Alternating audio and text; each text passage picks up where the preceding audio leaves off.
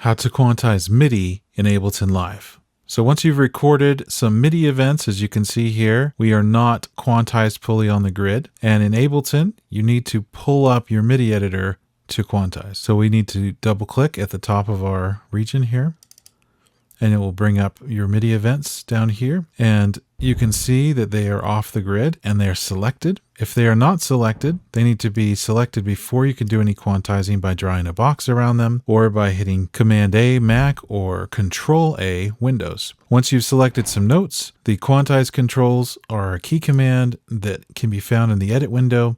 There's quantize, which is Command U Mac or Control U Windows. And the quantize settings just adds a shift to that key command, Command Shift U or Control Shift U Windows. If we click on the quantize settings, you can see on the pop-up box here that we have the current grid, or we can adjust it to a different size grid if we'd like. And then we have the strength amount, which is this here, and you can click and either drag it down or drag it up to adjust the strength.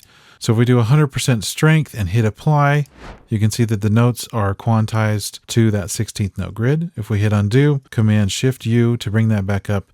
If we change it to a quarter note grid and hit apply, it's going to put those to quarter notes, which is probably not what we want. So we'll switch it back to 16th notes.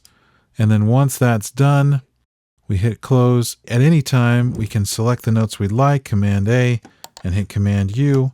And now they'll quantize to that 16th note grid. That is how to quantize MIDI in Ableton Live.